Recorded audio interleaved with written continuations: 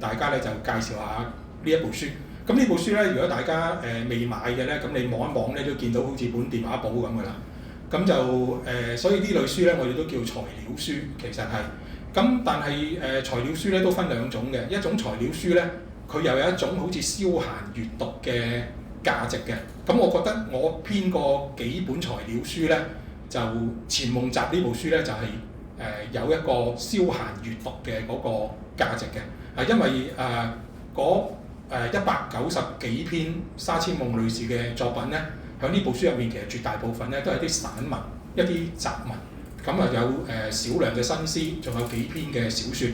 咁由於佢寫嗰啲咧都係當年喺報章雜誌發表嘅散文同埋雜文咧，咁所以讀落去咧其實就唔係咁沉重嘅，亦都非常之輕鬆嘅。咁所以如果在座有啲朋友話我唔係諗住做研究嘅喎，咁呢部書成600幾頁，咁我買翻去好似好悶咁樣。但係如果你就咁攞嚟平時閱讀咧，我覺得都係一個幾好嘅讀物嚟嘅咁樣嚇。好嗱，咁啊今日咧就同大家咧就講下呢一部書嚇。我一要望一望嗱，咁咧就沙千夢咧就係上世紀中葉南下就居住咗喺香港。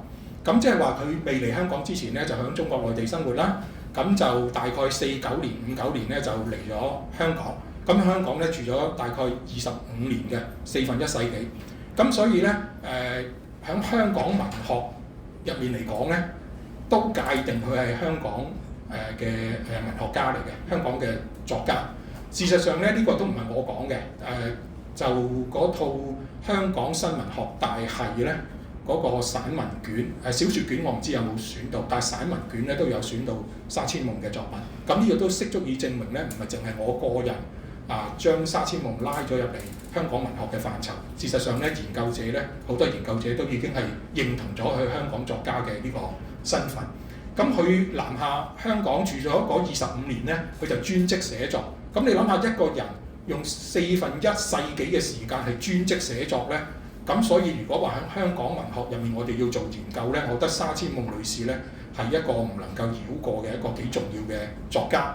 咁當然啦，我話作家我唔講女作家，因為如果講女作家，你似乎好似有少少分組點票嘅感覺，係咪啊？咁係咪女作家就特別要優先啲？我冇咁嘅意思啊。咁但係咧如果我話佢係香港嘅一個好重要嘅作家，而且佢仲係女性喎，咁會唔會特別有吸引大家睇佢嘅作品咧咁樣樣？咁沙千夢咧係一個別具風格嘅女作家嚟嘅。一陣間咧我都會用少少佢嚟香港之前喺中國內地寫嘅早期、前期嘅作品咧分享一下，咁你就會睇到佢一個點樣性格嘅女作家。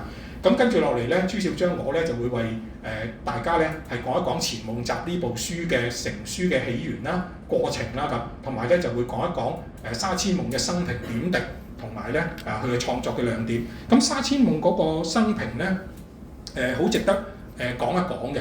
咁因為我哋而家認識沙千夢咧，好多時咧即係資料唔多。咁你哋可能近呢幾日咧，你喺網上面 Google 你打沙千夢3個字咧，入到去基本上全部都係我寫嘅嘢。因為我要做個勢出嚟啊嘛，咁就同埋我自己每日咧都不斷咁喺度打沙千夢咧，就企圖將佢推上去嘅。我話俾你知，咁你見到嗰幾篇文章講沙千夢嗰啲，譬如響卓見名家啦，或者係虛詞啦、鄧小華佢哋嗰邊嗰啲咧，佢哋都好幫忙嘅，將咧沙千夢嘅文章咧就拱咗上去咁樣。咁因為響我做呢個工作之前咧，事實上你要揾沙千夢嘅資料咧極難。所謂難咧就包括紙本，你去圖書館揾佢嘅資料非常之少，唔係話冇，好少。網上面揾嘅資料咧亦都係非常之少嚇。咁所以咧，我覺得一陣間我哋簡單介紹下沙千夢嘅生平點滴咧，呢個都係好有意思嘅。好啦，咁跟住落嚟咧，我就會講一講咧我自己做研究嘅其中一個板塊。我自己做研究咧，我有幾個板塊嘅，譬如咩粵劇啊、古典文學啊，咁有幾個板塊。咁其中一個板塊咧，就係現當代作家大陸時期嘅作品。咁現當代作家大陸時期嘅作品咧，呢個係我俾我自己嘅功課。我覺得呢個好有意思嘅。因為喺現當代中國文學入面咧，呢個可以話係研究嘅一個特色，亦都係好多人係忽略。點解咧咁？因為現當代文學，我哋如果講現代文學傳統嘅嗰個劃分咧，就係用3個10年嘅嗰個劃分啦，1919去到29，29去到39，39去到49，49就立國啦，即係中共立國啦咁樣。咁嗰個就叫現代文學。咁但係大家都知道咧，49年之後咧，就即係無論咩原因都好啦，我哋都唔提啦嚇。無論咩原因都好，有大批嘅作家或者藝術家咧係去咗台灣，亦都有大批嘅作家同埋藝術家咧南下嚟咗香港。咁呢啲嘅作家，譬如話，如果去咗台灣咧，日後佢就喺台灣定居同埋繼續創作啦。咁就由於佢好長時間喺台灣啊嘛，咁所以就界定咗咧，佢係台灣嘅文學家。咁而嗰啲藝術家或者文學家嚟到香港，好似沙千夢呢啲咧，亦都已經被界定為咧香港作家。但係呢啲台灣作家我哋叫渡海啦。咁就嚟香港嘅作家我叫南下或者南來啦。咁呢啲嘅作家咧，其實我哋話佢係香港作家或者係台灣作家咧，呢個只不過係一個研究上面嘅方便嚟嘅啫。事實上抽刀斷指不能得斷嘅。一個人嗰個生命或者佢嗰個創作嘅歷程咧，係一個完整嘅過程嚟嘅。並不代表呢個作家佢渡海去咗台灣之後咧，所有嘅嘢都係喺台灣嗰度發生。其實唔係嘅，佢渡海去台灣之前，喺中國內地嘅時候都有創作活動㗎嘛。咁譬如話嗰啲作家南下或者南來嚟到香港定居，雖然佢日後到死可能佢都係喺香港，咁當然呢個一定係香港作家，但係係咪佢未嚟香港之前喺中國內地嘅嗰啲文學活動或者發表活動，我哋就唔參考咧咁樣？我係從呢個角度去到開呢個課題俾我自己。咁所以咧，我之前咧我做咗有幾個功夫啊。譬如話台灣嘅作家，我揀咗一位咧，就係周棄子。咁周棄子咧喺台灣咧非常之大名嘅。佢係咪冇咗聲？聽到係咪？嚇！咁周棄子咧喺台灣咧古典詩壇名氣非常之大，被譽為台灣首席詩人。咁但係佢喺台灣個名氣咁大咧，佢過咗身之後，啲人同佢輯嗰啲詩集咧，主要輯嗰啲詩嘅內容咧，都係喺台灣寫嘅詩。當然有少量係中國內地嘅詩，但係其實佢哋唔知嘅，混咗落去嘅啫。咁由於咁嘅緣故，我就話：咦，冇理由啊！周棄子佢喺渡海去台灣之前，喺中國內地都有寫古典詩㗎嘛。咁所以咧，我就做咗一個功夫咧，就輯咗接近100首周棄子喺渡海之前喺中國內地發表嘅古典詩詞同埋文章。咁啊，輯咗一本書，就係綠色嘅嗰本叫《蟻洲集》，就好多年前出咗㗎啦，幾年前出㗎啦，就中華書局出嘅。咁呢個咧就可以補到話氣功咧，即係周棄子生咧，佢去台灣之前嘅嗰個創作面貌同埋創作生活，咁就變咗我哋唔係淨係睇台灣後嚟為周棄子編嘅嗰個詩集啦，而係要駁翻前面嘅呢一嚿，就係《蟻洲集》入面嘅呢接近100篇嘅詩歌同埋作品，我哋做咗呢個功夫。咁另外咧，再舉一個例，呢個就渡海嘅例子。我舉一個係南來嘅例子。南來嘅例子就係喺4950年代之後。劉以鬯先生嚟咗香港，當然劉以鬯先生佢係有轉折嘅，佢先喺中國內地，跟住就去咗星馬一段時間，跟住再嚟香港。咁亦啲人做研究咧，當然劉以鬯先生係香港文學一個奠基者，一個好重要嘅人物。咁所以你話佢係香港作家呢個絕對冇問題。咁但係佢嚟香港之前，佢都有好多文學活動㗎嘛。咁譬如話星馬嘅文學活動咧，已經有人做研究啦。但係反而佢喺中國內地咁多年嘅創作活動咧，比較少人注意。咁所以咧，我喺前幾年咧，亦都係就住呢一個課題咧，就將劉以鬯先生未嚟香港之前，未去新馬之前，未去新加坡、馬來西亞之前，喺中國內地發表過嘅作品，將佢輯起上嚟。咁但係我輯起上嚟咧，我今次就唔係用一個資料集嘅方式，而係用一個論文嘅方式。將佢喺中國內地嘅嗰一批作品咧，做一個比較完整嘅一個論述，咁就寫咗其實係一篇長嘅論文，跟住將呢篇論文就變咗一部書。咁呢部書咧就係黃卷初材劉以鬯早期文學作品事跡。咁呢部書入面咧就有好多材料咧，其實就係我哋而家淨係睇香港文學部分嘅劉以鬯咧，我哋完全唔認識嘅。你會睇到劉以鬯先生另外一個面貌，包括佢嘅笑作。譬如佢得獎嘅作品，佢當年得獎可能唔係攞第一嘅，類似嗰啲咁嘅黑材料嚇，非常之有趣。咁就呢兩本咧就係個份量係足夠成書嘅。咁另外一個咧就係、洪潤彤先生。咁洪潤彤先生咧，在座可能有中大嘅朋友咧就知道啦。洪生咧就係、聯合書院5大名師之一。5大名師係洪潤彤、鄭水深先生、呢個馮康侯先生、梁簡能先生同埋湛公陳贊全先生5位先生。咁呢5位先生咧都係以傳統國學而出名嘅。咁洪潤彤先生啊更加係以國學出名啦，呢個唔使講。寫詩勸影齋詩寫得非常之好啊。莫亞曹公信潘陸，本無人識古蒼涼。佢本身寫詩就寫得非常之蒼涼，寫得非常之好。但係洪潤彤先生未嚟香港之前咧，佢年輕嘅時候、後生嘅時候，佢喺中國內地生活咧，佢原來發表過新詩喎。佢發表過十幾首新詩嘅。咁當然啦，得10幾首新詩，我就冇辦法將佢變成一本書啦。咁所以我就將嗰10幾首早期喺中國內地洪生未嚟香港之前發表過嘅新詩咧，將佢寫咗一篇長文，就好早幾年咧就喺明報嗰度登咗出嚟。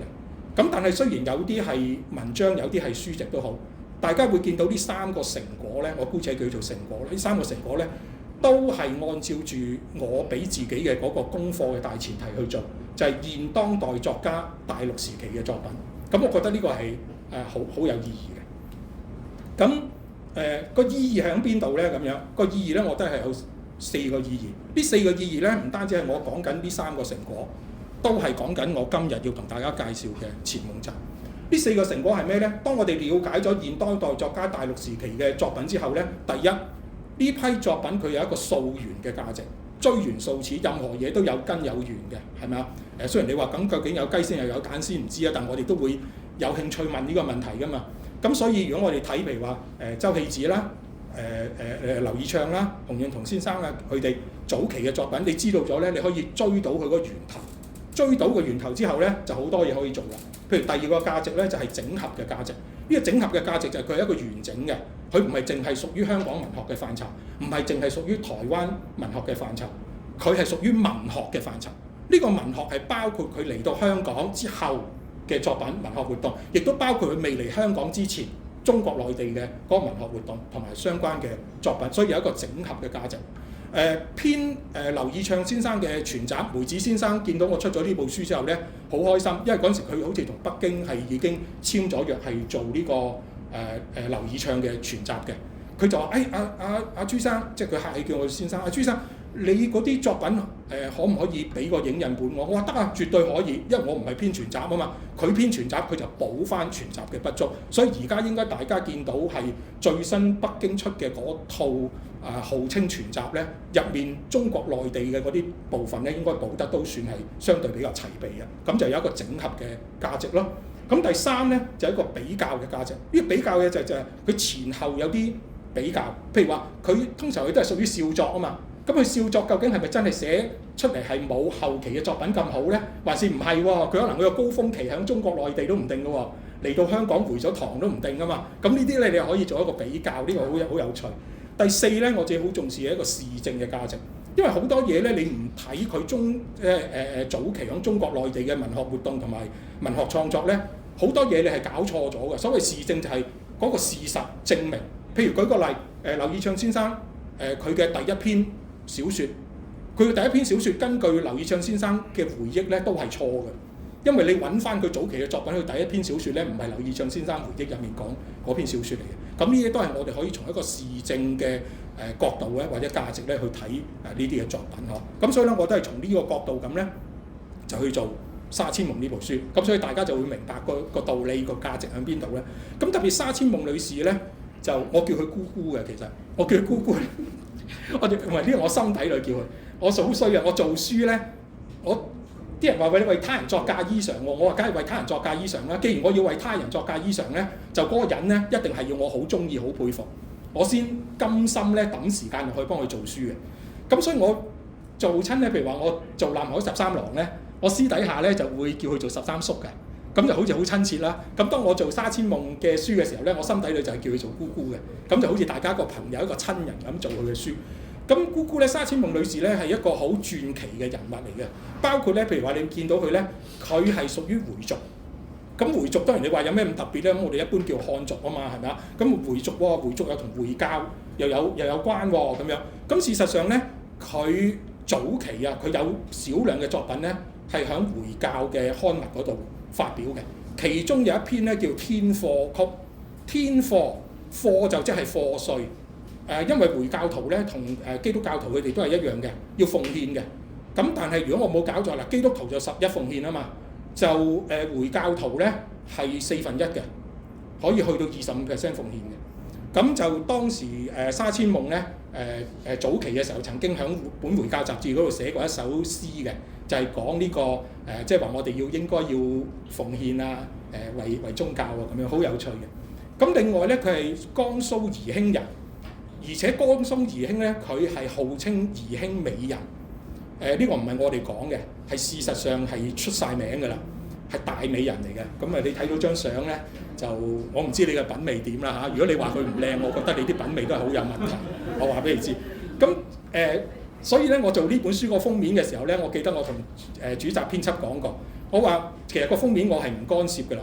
我話，但係呢部書咧，我只係希望做設計嘅嗰位設計師咧，唔好睇到沙千夢咁靚女咧，就將佢個樣擺咗喺個封面嗰度。我話我想人哋個注意力係擺喺佢個才華嗰度，唔係擺喺佢個樣嗰度。但係事實上咧，你睇佢個樣係真係好靚，係宜興美人，非常之出名嚇。咁另外咧，佢喺上海嘅時候，即係喺中國內地嘅時候咧，佢有好長時間咧係做舞女嘅。佢去學跳舞咧，嗰個老師問佢，佢話佢因為嗰陣時讀緊書㗎嘛。佢話：你讀緊書做咩走嚟學跳舞啊？咁佢話佢同嗰個跳舞老師講，佢話老師我有個志願啊。佢話你個志願係咩啊？佢話我志願就係做舞女啊。佢話嚇到嗰個老師死。佢話你做咩咁墮落啊？咁佢話點解做舞女係墮落咧？佢話因為我好中意跳舞，我將我嘅嗜好變成個職業啫嘛咁樣。咁所以佢好長時間咧喺上海伴舞嘅，做舞女。咁佢一伴舞嘅時候咧，由於佢又靚啊嘛，咁跳舞又叻，加上佢又有才華咧，喺報紙寫稿咧，所以當時咧非常之出名。咁抗日嘅時候咧，佢做過特工嘅，做咗特工嚇，咁就即係嗰啲地下組織啊，幫人哋傳遞信息啊嗰啲咁樣，亦都因為咁咧，曾經係俾日本人咧扣押過嘅嚇，咁所以咧佢都係做過我哋所謂叫地下神聖工作嘅，非常之傳奇嘅一個人。咁當然佢都係專業作家啦，呢個唔使講嚇。咁佢寫作咧包括有少量嘅新詩，小説咧早期比較少，但係嚟到香港咧寫嘅小説非常之多，散文。劇本翻譯就晚年啦。佢去到溫哥華嘅時候咧，就同佢個仔一齊合作咧，翻譯咗幾本係嗰啲佛教重要人物嘅傳記嘅咁就即係同宗教有關。咁佢嗰個生平就係點咧？喺內地咧生活咗30年大概，跟住嚟咗香港咧生活咗25年，跟住移民去到加拿大咧17年，就喺加拿大逝世嘅即係幾邊走。咁就如果我哋話咁沙千夢係咩人啊？咁我哋用幾個名人咧嚟到標榜一下。首先佢係沙燕楷嘅親侄，咁又沙燕楷係邊個啊？咁我真係冇辦法啦。咁我即係咪話俾你知？沙燕楷咧就係當時民國時候好出名嘅大律師。咁民國時候大家都知道咧，曾經即係選總統，其中有一屆總統咧，曹錕啊就賄選啊嘛，就400幾票喎，可以攞。孫中山都係30幾票都要輸俾佢喎，因為賄選啊嘛。咁當時沙燕楷咧就係擺到明係反對佢嘅，標明反對，所以都係好有風骨嘅人嚇。咁另外咧就沙雷嘅胞妹，嗱呢個字咧我先要講一講，因為在座有前輩喺度，我先戴咗頭盔先嚇。呢個字咧本來不讀雷嚇，呢個字應該讀女嘅，係側聲字嚟嘅，芭蕾舞。唔係芭蕾舞，但係我哋今日都讀雷啦，你容許我讀翻雷啦嚇 ，OK。咁沙雷，咁沙雷咧其實就係沙千夢嘅哥哥。咁沙雷咧都係回族非常之出名嘅詩人嚟嘅。喺中國內地嘅時候咧，沙雷事實上係極早成名嚇。咁就當時沙千夢咧可能都啱啱先至長大，因為佢同佢阿哥都年紀咧都係有一段嘅距離。但係後嚟佢嚟咗香港之後咧，佢阿哥就一路留咗喺中國內地，大家就冇見過面啦。咁另外你話喂，我都唔知沙燕楷係邊個，都唔知沙雷係邊個。咁黃振霞知啦啩，佢就係黃振霞嘅老婆。咁黃振霞嘅老婆咧就要留意下，一陣間我哋就會講到啦。我哋對於沙千夢嘅印象咧，通常就係嚟自兩個印象。係邊兩個印象咧？第一個印象就係嚟到香港之後有一部名著叫《長巷》。咁《長巷》嘅呢部小説咧，點解咁出名咧？就因為佢曾經改編過做過電影。而且係攞咗獎，就係第3屆東南亞電影節最佳劇本獎。咁喺呢度咧，我先係要抱歉先，道歉啊，因為我書入面咧係寫錯咗第2屆，應該係第3屆嚇。咁所以我送出去嘅書咧，通常都喺個2字中間咧畫翻一畫喺度，第3屆。咁如果你一陣買咗你自己畫啦，咁我第2屆嗰個畫翻個3字喺度。咁我點解會錯咗係第2屆咧？嗱，當然呢個責任都要我負嚇，但係其實咧我係引用人哋嘅講法，我自己唔小心。咁引用邊個咧？一陣間我先再講，將個罪魁禍首講翻出嚟啦。但係我要負責嘅呢個嚇。咁就因為佢當時呢個劇本改編咗之後咧，做咗電影係榮獲第3屆東南亞電影節最佳劇本嘅殊榮咧，所以咧就出名之中就更加出名。咁我哋今日成日一講到沙千夢咧，你打沙千夢3個字落去，除咗見到朱小章拱上嗰啲文之外咧，你就係見到呢條資料㗎啦，好重要。因為好似舊年啱啱咁巧咧，就係電影資料館係重影呢一套戲嚇，咁就有人做過評論嘅咁大家對沙千夢嘅呢個就第一個印象嚇。咁另外第2個印象就我剛才講啊，佢老公係框框聲啊嚇，就係佢老公就係黃振霞。咁黃振霞記住咧，呢個黃振霞就唔係你心目中諗嗰個黃振霞，因為香港因為佢哋結咗婚就嚟香港定居，香港係有3個黃振霞，當然仲有更多啦，我講出名嘅嚇，有3個黃振霞。第一個黃振霞咧係做生意有錢佬，唔講啦呢個，因為可能大家都唔識。第2個黃振霞係咩咧？就係醫生，係之前某個政黨嘅好似做下主席嘅咁樣嚇。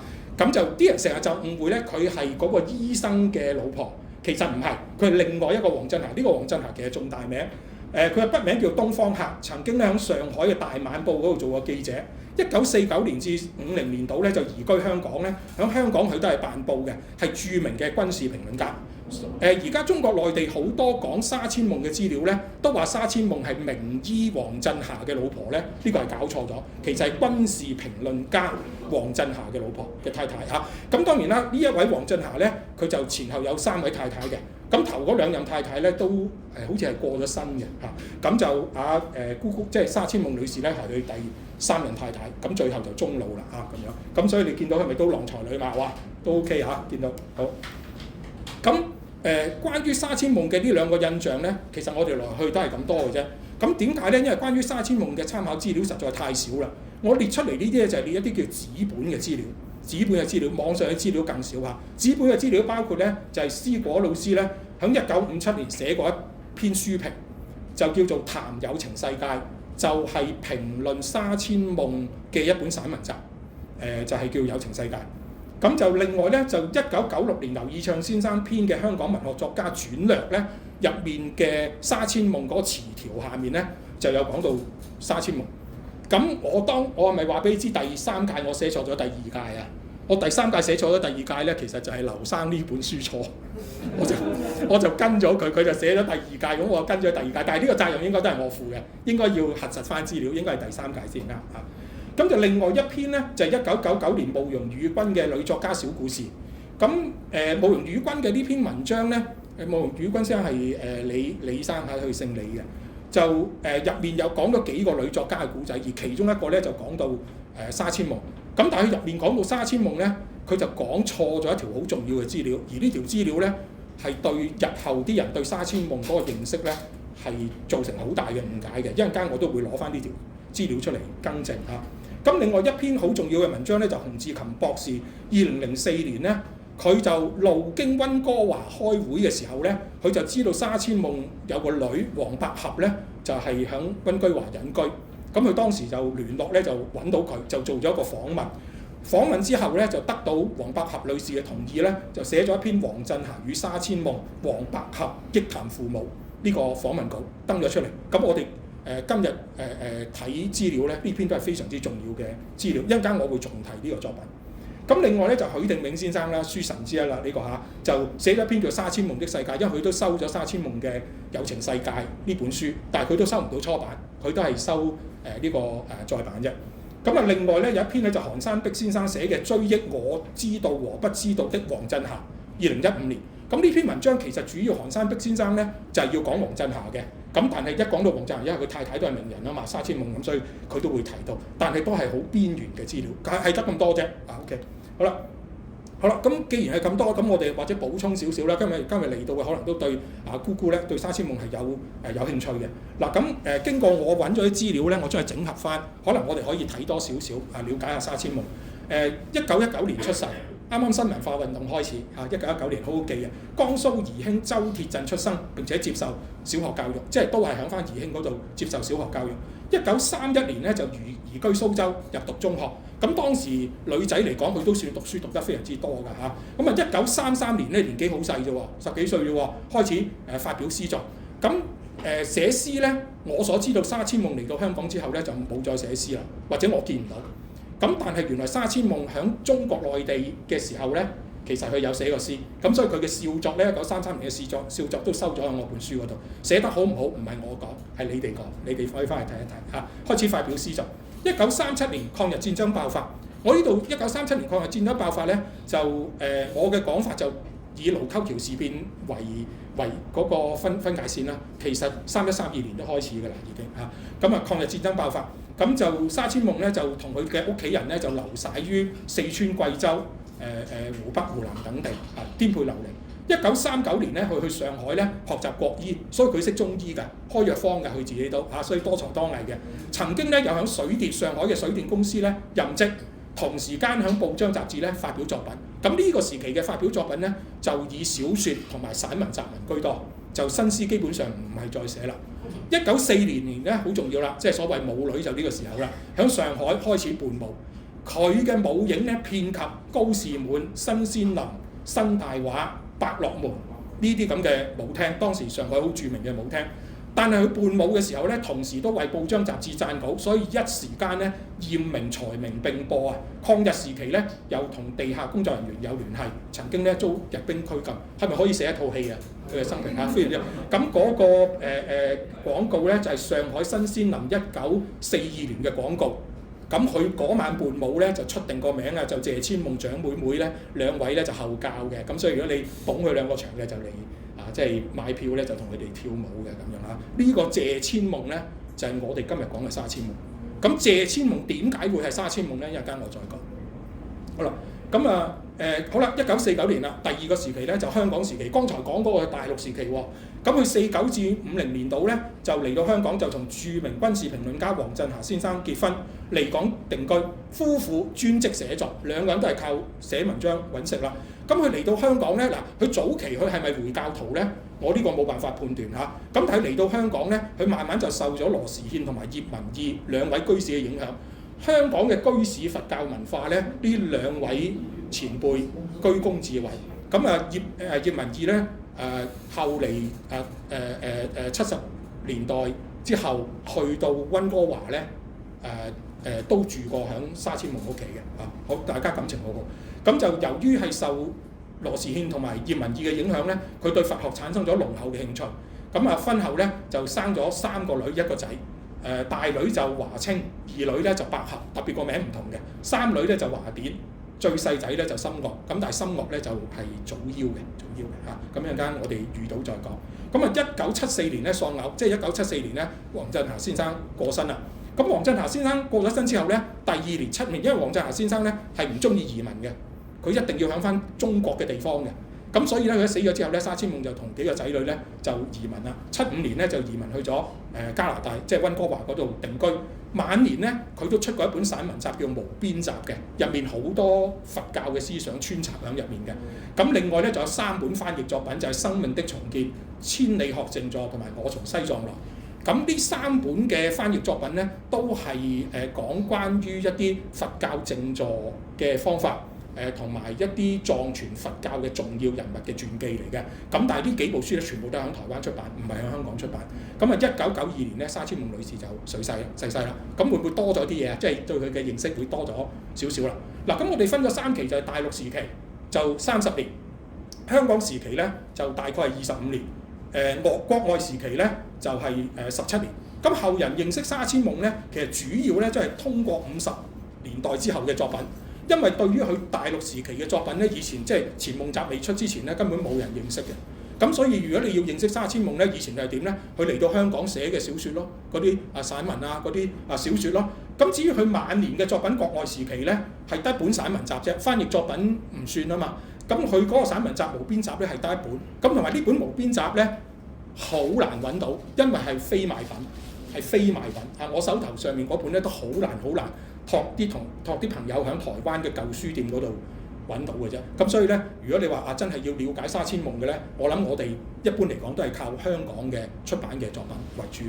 咁但係問題就係話，唔通創作真係有真空期？唔會噶嘛。沙千夢喺大陸時期發表嘅作品咧，就而家我哋所知嘅咧，只係見於30-40年代嘅舊報刊嘅雜誌。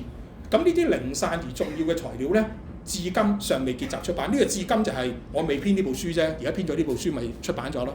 咁就未編，咁買廣告啊嘛，係咪？咁如果未編呢部書之前，咁你想睇都冇得睇嘅喎，係嘛？咁而家出版咗啦。咁至於沙千夢早期使用嘅筆名咧，鮮為人知，呢個係令到啲人唔認識佢早期嘅作品其中一個重要嘅原因。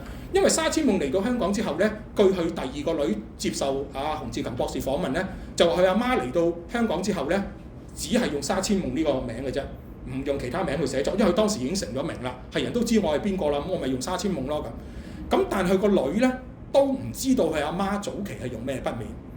咁所以如果你用沙千夢呢個筆名，你喺中國內地嘅早期嘅文學雜誌嗰度搜尋咧，你係揾唔到沙千夢嘅作品嘅。咁點解我又會揾到咧？咁樣嗱，咁凡事都有因緣啊。同大家講個故仔，呢部書《有情世界》就沙千夢嘅散文集。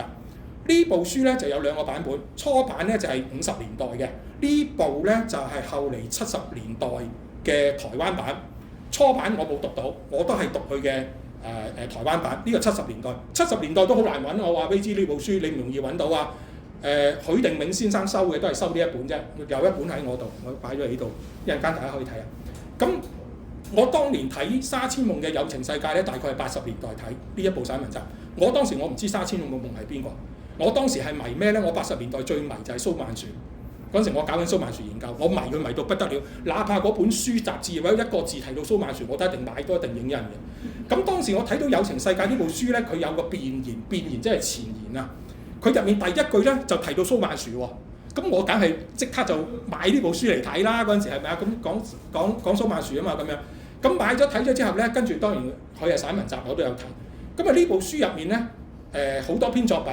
俾我印象最深刻嘅咧就係壓卷之作最後嗰篇，最後嗰篇咧就係我的伴舞生涯，好長嘅一篇文章。沙千夢喺嗰篇文章入面回憶翻佢自己喺上海做舞女嘅生活。咁我嗰陣時我唔識沙千夢係邊個，但我覺得我呢個女作家好率真喎，即係將自己即遮掩都嚟唔切啦，居然寫篇咁長嘅文講自己點樣去做舞女，同埋佢寫到係好坦白，同埋佢唔覺得呢個職業係好污糟嘅。同埋入面穿插咗好多有趣嘅嘢㗎，我都將佢揀咗擺咗落嚟呢本書嗰度，所以你買唔到《有情世界》，你買我呢部書啦，你都睇到，你都睇到沙千夢嘅呢篇文章。嗰陣時我印象最深刻就係哇呢個女作家好有趣啊咁啊記咗入心。咁成本書我都快睇過嘅，但係印象最深刻係兩篇文章，一篇就係我的舞女生涯，另外一篇就係叫借錢樂啊，我冇收到喺度。借錢樂就係講佢話借錢其實係好開心嘅一件事，借人錢同借錢俾人啊。都好開心，佢寫得好有趣。好啦，咁啊呢個姻緣，咁我就記咗，原來有個叫沙千夢。好啦，咁啊嗰度暫且不表先。咁跟住近呢10幾年咧，我不斷係睇舊報紙嘅報紙佬。咁我睇舊報紙嘅時候咧，我突然之間有一次喺舊報紙嗰度睇到一個專欄。呢篇專欄叫做不能忍受，個作者叫做沙善夢。呢個字喺呢度叫善啊嚇 Simon 沙善夢。咁話呢篇作品點解咁引起我注意咧？因為佢入面寫嘅嘢咧，我覺得呢個作家呢個作者好有性格啊！佢講咩咧？佢話別的人咧都會忍受，佢話但係咧即係我認識呢個朋友咧，佢哋嘅行為咧就真係離譜，即係特別啲啦。咁點樣特別咧？佢話同我住埋同一個單位嘅呢個小姐咧，唔知點解咧，偏偏咧就將個通訊處咧就擺咗佢去嗰度，即係話佢要代人哋收情信啊！呢個沙善夢。咁佢咧就對呢個寫情信嘅呢個男仔咧就非常之不滿嘅。其實唔關佢事啊，係人哋嘅男朋友嚟啫嘛。咁就係話你啊衰啊，你成日就要我代轉做紅娘咁樣。佢點解唔中意咧咁？佢話呢位先生寫情信咧，佢話信封上面嘅字跡一睇就知道毫無好感，即係佢話啲字寫得肉酸。佢話其次咧，何況佢總係將因為我要轉啊嘛，即係沙善夢小姐轉咁啦嘛。佢話佢硬係將我沙善夢嘅善字咧加咗3點水落去。咁你寫錯咗人哋個名就好鬼嬲噶嘛，係咪先？咁啊嬲。咁佢下面咧就講啦，佢話我係好介意人哋寫錯字同埋讀錯音嘅。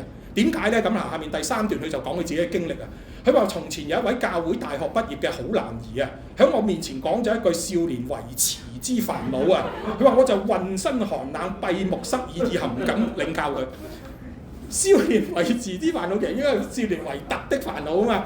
咁即係呢個人真係讀枉書啦，個維特佢講咗維持咁樣。咁我覺得哇，呢個作家好有個性啊！人哋只係讀錯咗一個字啫，佢就拉黑咗人哋，打咗人哋落黑名單。咁所以我日後咧，逢係睇舊報紙雜誌咧，逢係見到呢個作家沙善蒙嘅咧，我都將佢特別 cap 即係剪起上嚟。咁啊本身咧就自己攞嚟欣賞嘅啫。好啦，咁但係有一次咧，唔覺意就睇到一篇咧，呢篇作品嘅作者就係謝千夢。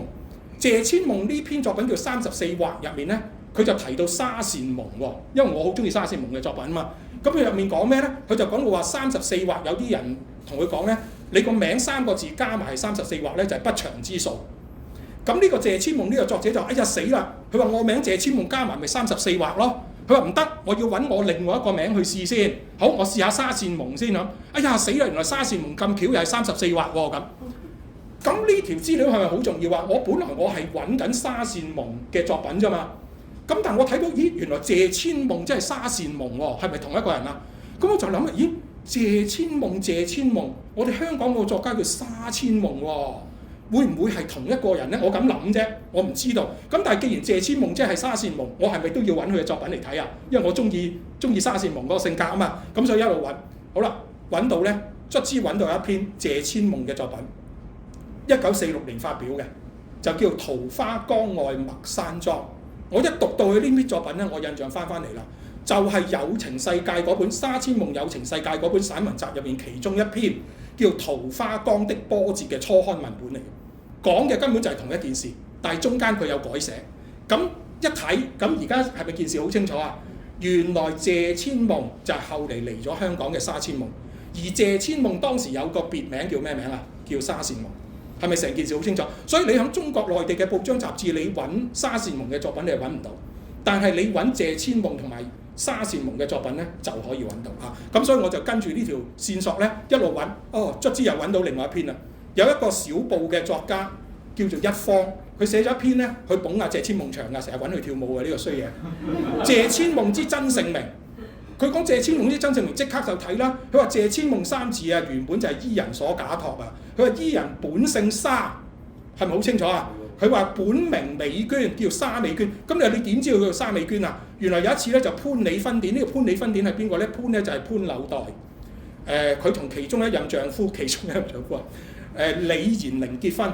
咁當時咧因為沙千夢同埋潘柳代都係名人啊嘛，咁就沙千夢都去飲。簽名嘅時候咧，佢就唔簽假名啦，簽自己嘅真名。咁當時一方都有去飲，就見到沙千夢簽名咧，就簽沙美娟3個字。咁所以佢就知道沙千夢、謝千夢即係沙美娟。佢話千夢乃以沙美娟3字親筆真名出現，係咪成件事好清楚啊？好啦，係咪越嚟越多啊？而家知道啦，好啦。咁所以咧，我哋而家知道咗咧，喺1933至到1949年嘅舊報刊之中咧，按名搜尋，按咩名咧？按沙善蒙啦。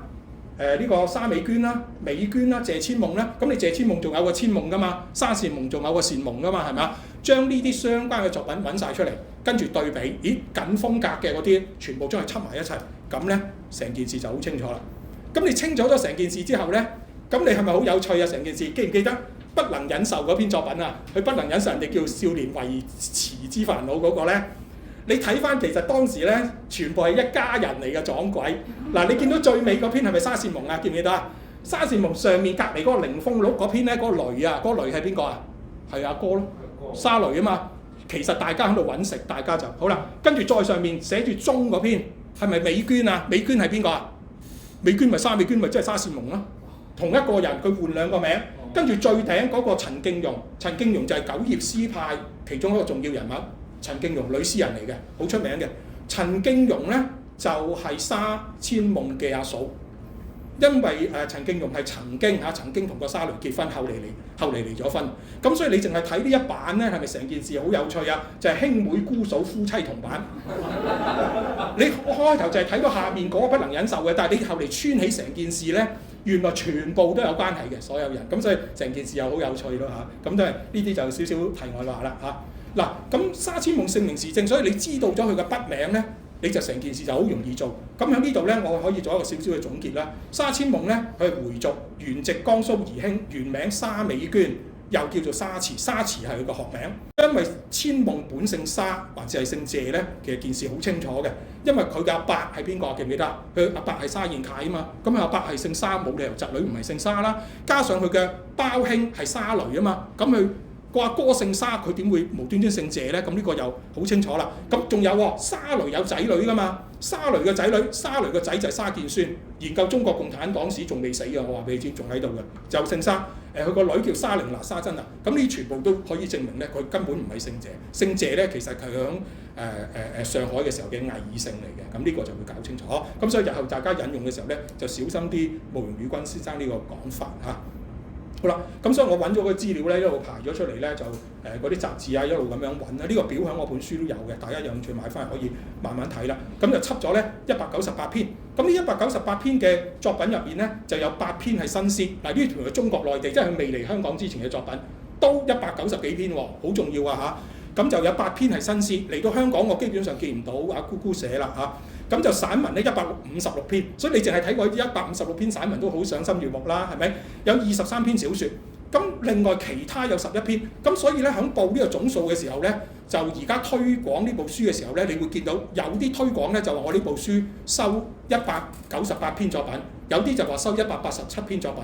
其實如果你唔計其他嗰11篇咧，就187嘅。但係你計埋嗰11咧就198，咁嗰11篇係咩嚟嘅咧？就係包括我剛才講嗰啲宗教歌曲啦，同埋順摘啦嗰啲咁樣嚇，就唔算係小説、散文、詩歌，所以我就另外抽咗出嚟嘅。咁所以夾埋都有近200篇嘅作品。咁另外我做咗3個附錄，第一個附錄咧就係30-40年代沙千夢資料集篇，譬如剛才一方寫嗰個話佢個真名叫沙美娟嘅資料咧，我都摘抄翻出嚟嘅，方便各位做研究。咁另外附錄咧就係有情世界呢本散文集入面，我附錄咗有4篇文章。即係冇理由抄晒佢咁衰啦，我揀咗4篇啦。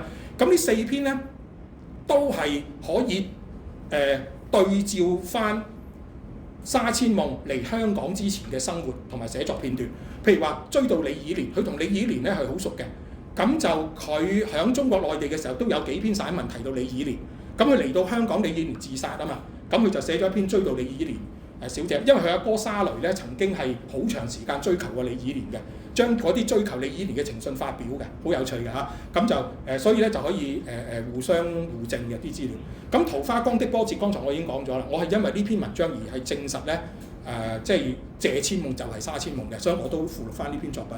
咁另外牢獄中的人情咧，呢個就係佢喺中國內地嘅時候曾經俾日本人扣押過噶嘛。呢件事咧喺中國內地都寫過一篇文章講嘅。咁但係嗰篇文章就唔完整，冇發表晒，跟住嗰個刊文唔知係咪執咗笠？追唔晒，連載唔晒。咁佢嚟到香港再寫過一篇咧，係同一件事嘅，咁就叫牢獄中的人情。咁所以我都揀咗。咁另外我的伴舞生涯就我最中意嘅一篇文章，所以你睇下佢點樣做舞女咧，你又可以睇下呢篇文章啊。OK。咁另外附錄3咧就係相片、書影同埋手跡。咁相片咧就有少量咧係由佢個女黃百合女士咧提供嘅，朦朦地。咁但係靚女咧，朦朦地都係好靚女㗎啦。咁大家咧有興趣就可以買嚟睇一睇啦嚇。咁就講幾個有趣嘅個案啦，係咪啊？有趣嘅個案，首先第一，辮子姑娘，大家都知道啦。在座有中大嘅朋友都知道啦，一條邊路係咪啊？嗰個鬼故，嗰個鬼故就係話行到崇基附近嗰一條邊路咧，夜晚會見到一個梳條大鬆辮嘅女人喺度行啊嘛。你唔好叫佢啊，你叫佢即刻擰個頭過嚟㗎。佢一擰個頭過嚟就係另外一條大鬆辮嚟嘅，所以叫一條辮嘛，兩邊都係條辮。咁原來呢個鬼故嘅原型咧，俾我追到咧。嗱，如果文字版本我哋成日就以為係70年代嘅崇基學生報，但係其實唔係。我追翻咧，原來喺1945年咧，謝千夢即係沙千夢咧，佢寫個專欄入面咧已經講呢個鬼故，已經講呢個鬼故嚇。咁大家有興趣可以翻去睇下呢部書嚇。咁當然啦，咁你係咪咁巧咧？唔知。咁但係咧，起碼我哋喺文字上面追到嗰個原型出嚟先咯。由於咁嘅緣故咧，我寫咗一篇文章啊，就叫《千夢所談由辮子姑娘説起》啊，就應該係上一兩個星期就喺明報嘅世紀版登咗出嚟嘅，咁都引起啲人注意到，哎呀原來嗰個一條辮個故仔同沙千夢有關嘅，咁呢個都幾有趣。但係其實咧，我仲有啲冇寫出嚟嘅。其實喺沙千夢寫嗰個專欄之前咧，其實係有一個舞台劇已經係用咗呢個一條辮嘅嗰個橋段。咁我哋係有機會咧再公開再講呢個成果，好有趣嚇。咁就另外咧，譬如話佢嗰個去翻呢度先，譬如佢寫文章，樊少標先生咧講張愛玲咧，佢曾經講過話張愛玲有個語用習慣好得意喎，好中意寫第一嘅喎，但係佢個第一之後冇第二嘅喎，我哋通常第一、第二、第三㗎嘛。樊少標先生咧好得意啊，佢又睇到好仔細，佢話發現張愛玲嘅作品入面咧，好多時咧佢數咗第一咧，佢又冇第二嘅，即係話佢嘅第一咧，其實係想講話最重要嘅意思。咁佢就呢個咧可能都可以視為咧即係張愛玲嘅一個語用習慣。我後嚟我校定前夢集嘅時候咧，我發覺可能啲才女都係中意咁寫嘢喎。原來沙千夢咧都係中意有第一冇第二嘅喎。咁所以咧你會見到咧佢有兩篇文章，譬如《戀愛經》入面咧，佢就講啦，佢話但是我覺得第一戀愛是不能夠預定對象，佢跟住成篇文章冇第二嘅。呢個寫法咧就同張愛玲嗰個有第一冇第二係一樣。另外一個肺病如霧，佢另外一篇名作嘅小説嚟嘅。第一不能勞心，跟住後面冇第二冇第三嘅。咁呢個寫法會唔會又係好似樊少標教授講嘅嗰種即係才女嘅一種寫法咧？咁呢啲都係幾有趣。咁當然咧，佢個人咧係好率真，我係好中意佢率真。咁譬如佢呢度講到咧，就係佢同一個男仔咧就鬧意見。咁佢點講咧？嗰個男仔咧就追到去門口啊！佢話佢可以咧係3-4個鐘頭企喺門口唔走，佢唔開門俾佢。佢話居然佢第二日又嚟企3-4個鐘嘅，呢個男仔真係咁黐心嘅，追到。佢話第二段嗰度講，佢話有時咧我啱啱開住門，嗰個死嘢咧就撞咗入嚟。佢話我一見到佢居然咧夠膽死，同我着同一樣顏色嘅白色衫。佢話我嬲起上嚟咧，我都唔得閒鬧佢啊！我入去換咗件黑色衫出嚟先同佢嗌交。哇！呢啲女刁蠻到幾緊要，就係好有性格喎！我真係好中意佢呢種率真嘅嗰種感覺咯，係咪咁樣？即係佢俾我嘅感覺就係特別係少女嘅時代咯嚇。咁你睇呢部書入面咧，佢嘅雜文入面好多呢啲咁嘅片段咯。咁靈巧新奇啊！哇！佢真係諗嘢好有趣嘅。譬如話自古情長如戰場，佢有篇文章咁講：自古情長如戰場，你知唔知點解？自古情長如戰場，佢嘅答案就係話：我唔害佢，佢必害我。哇！你呢個諗法你真係拗爆頭，你都諗到啲才女嘅思路係咪啊？佢話戀愛咧最適宜咧就係話戀愛就係好嘅光景啦。點解啊？因為好景不常啊嘛，咁咪啱咯，係咪啊？係咪好正？好有幽默感喎！呢個女仔係咪啊？跟住佢話已經結婚嘅人咧，好似已經醃啊，即係醃啦，我哋叫做好似已經醃咗嘅肉。點解啊？佢話因為咧可以久藏，但其味不鮮啊！呢個佢死咗跟我老婆喺度啊！我哋醃咗好耐，已經其味不鮮啦，已經啊！好啦，佢話失愛復愛，有時失愛復愛咧，我哋有個成語叫破鏡重圓啊嘛。你知唔知點解啊？佢話因為談戀愛係要道具㗎。佢話談戀愛嘅重要道具係就係個鏡啊嘛。佢話所以咪叫破鏡重圓咯。你睇唔睇到佢好巧妙？好靈巧啊！嗱，我唔講咁多啦，講咗唔使買書啊，咁你自己就好正咁樣，咁你自己買本書嚟睇下啦，咁樣。好啦，咁啊差唔多近尾啦嚇，咁啊講一講咧能夠圓夢嘅關鍵。之前你一路講我點樣尋夢啦嚇，後嚟點解可以完成到呢件事咧？咁樣就係作者親人嘅信任。我哋編資料咧，有時就係唔係話你攞個心出嚟做咧，人哋又會欣賞啊，唔一定要人欣賞啊。但係事實上你唔好諗住件事永遠咁完美。我都有好多失敗嘅經驗。咁如果你問朱生，你有啲乜嘢失敗嘅計劃係出唔到書啊？你見唔到嗰啲咪叫係出唔到咯？你見到嗰啲咪就係成功咯。所以好多係失敗嘅。臨到埋尾，我可以話俾你知，最近期有一本我唔開名，最近有一本係40幾萬字，已經編好晒，我連個序都寫好晒，最後家人都係唔俾出，都係唔俾出。咁所以唔好講失敗嘅嘢。我哋講成功嘅個案，譬如話近呢幾年，譬如話我幫楊智深先生編嘅《木魚茶話》啦，都係得佢屋企人嘅信任啊。好啊，梗係你去做啦，咁我先可以做得到。唔係話你肯做，人哋俾你做。仲有沈燕謀先生嘅日記，好不容易揾到佢嘅孫，佢個孫好開心啊，好啊咁，提供咗非常之多嘅照片嘅材料添，咁啊將阿沈生嘅日記編咗出嚟咁樣。咁啊木魚茶話咧就係3年嘅書，沈燕謀先生嘅日記節抄咧就係中華嘅書。咁呢啲書咧我都係做人哋嘅書啊嘛。咁所以可以嘅話，雖然你話有啲係咪過咗50年啦？過咗50年，其實如果揾到後人咧，我哋都通常禮貌上都打個招呼嘅。如果你未過50年咧，通常一定都要揾到後人咧，佢岌頭。當然唔係講版權，因為嗰個後人都未必係版權持有人，但係起碼禮貌上通知。但係有啲佢好反感嘅，我哋都唔做。咁我哋講翻錢夢習咧，就係好不容易咧聯絡到佢個女，咁佢個女咧亦都係接受呢個就好重要，所以喺呢度咧就要特別鳴謝啦。始於尋夢而得以圓夢咧，必須要當然先多謝咗咧三聯書店先，因為對香港文學嘅支持，冇去支持呢部書咁大部頭係做唔到，絕對做唔到。咁仲要多謝咩咧？就係沙千夢嘅幾位屋企人。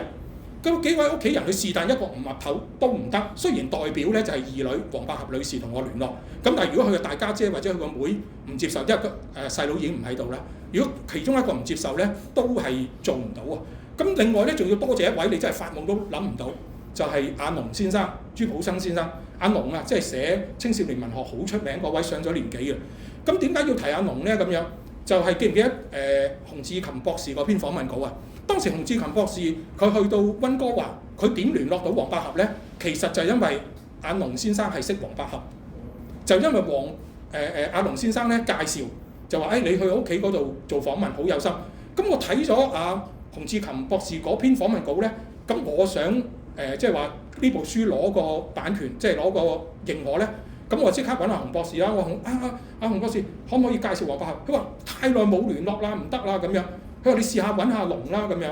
咁我又冒昧去揾阿龍啦，咁咪認晒話我以前係你細個嗰啲讀者啊咁樣嗰啲好好啊，因為可能大家都姓朱啊，真係都有着數啊，我真係話俾你知。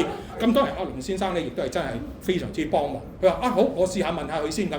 果然一問咧就肯即係通聯絡。咁我聯絡咗，梗係表示100分嘅誠意啦咁樣。其實當時個書已經編咗出嚟㗎啦。咁如果佢唔岌頭都做唔到。咁黃百合女士咧就非常之好啊！有人幫我媽媽做呢個書，佢話我哋都唔知佢有呢啲作品嘅咁樣。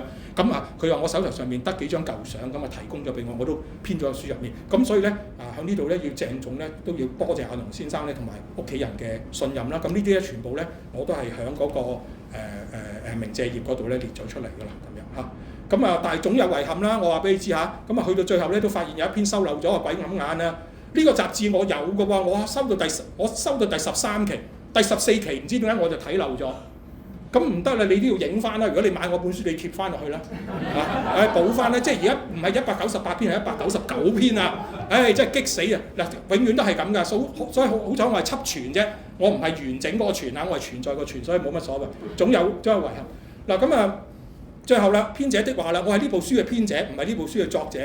編者咧就係為作者整理作品成書，為人作嫁，所以最終撮合嘅咧同埋成傳嘅咧都係成傳咗讀者同埋作者或者作品嘅文學姻緣。咁所以咧我上個星期咧喺 Facebook 我都寫咗首打油詩啊，就將我呢個為人作嫁嘅心境咧表示咗出嚟。燈前編者枉相思啊，我又枉相思啊嚇。作者多情就讀者痴，人哋喺度眉來眼去。終是一場三角戀啊！為他人自嫁妝衣。嗱咁我今日咧，我為千夢做嘅嫁妝衣做咗出嚟啦。咁就你哋係讀者啦，在座你哋就好好地即係配對啦，自己嚇。咁所以呢個就三角戀。呢首詩我幾中意三角戀嗰個詞嘅。係啊，我覺得你因為古代都有三角戀噶嘛，係咪啊？但係古代冇三角戀呢個詞嘅。嗱軒仲先生，你係寫古典詩啊？你冇一個古典嘅用語係講三角戀咧？我諗咗2日都諗唔到，所以呢個三角戀一定要用嘅，所以好正呢個三角戀呢隻字，自己覺得好勁咁樣嚇。OK， 嗱咁我今日就零碎碎咁樣啦嚇，咁就同大家分享一下，咁希望大家咧就對呢部書喜歡嚇，多謝各位。